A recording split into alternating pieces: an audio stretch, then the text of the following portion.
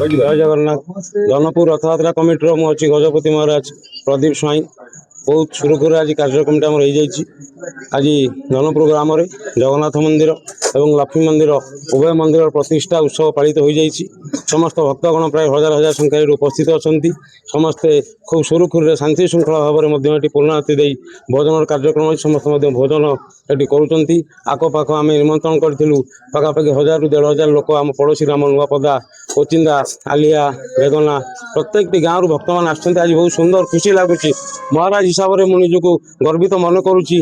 अनुष्ठान विषय में कह गले खूब आम आज की 15 वर्ष तले बाउंश छोट छोट माउंस बतर आम भिड़ी छोटिया रथटे कर माउसी माँ घर को नहीं जाऊँ धनपुरवासी आम आज एत बड़ उपलब्धि आम करूँ। पुरी दारू देवता आसती स्वयं आमर पंडित रघुनाथ पाड़ी प्रतिष्ठित कर जगन्नाथ मंदिर को से बहुत खुशी अच्छी। धनपुर ग्रामवासी तरफ समस्त अशेष धन्यवाद आप ज्ञापन कर।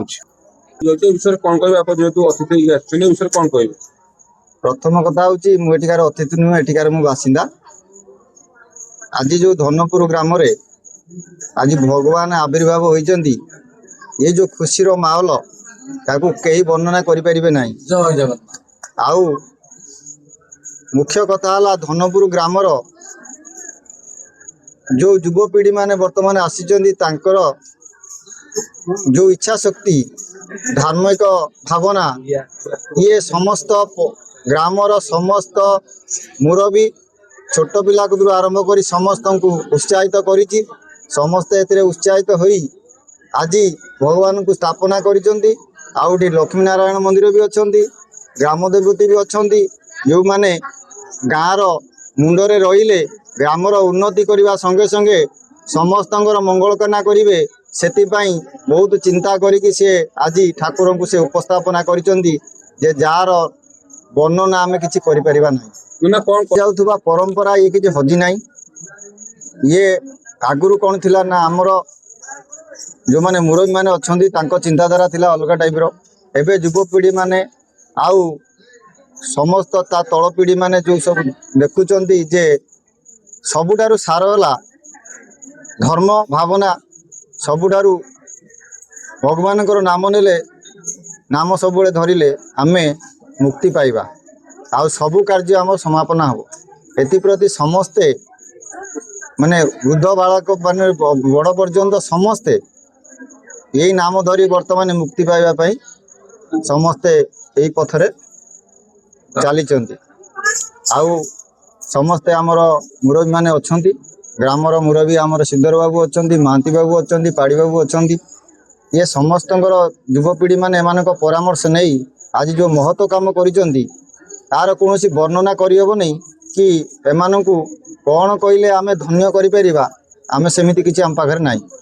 आउ भगवान स्थापना आज है समस्ते बहुत खुशी ग्रामवासी समस्ते बंधु बांधव पर्यंत भी भरी होगी अच्छा आठारू आउ खुशीर दिन केबे आसीबो नाही।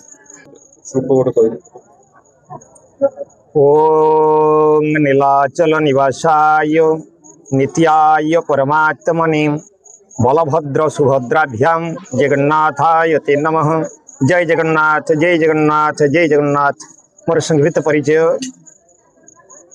मुझे गाँव धर्माधिकारी एवं ब्रह्मा एवं पुरोधा आ तो निज गाँ मोर ये धनपुर मोर निज भरजा धनपुर गाँव मोर होती सैया खूब कम दिन है बहुत दिन है जानी प्रतिष्ठा हे बोली जिते मुझे शुणिली प्रतिष्ठा करेंगे पिलामान उद्यम मुरबी मान आम पाखे ठिया होती मोर शरत बाबू परिचय देते ग्राम मुरबी मान विषय से विषय तथा आमर महांती बाबू श्रीधर बाबू आमर मोर तो भाई शरत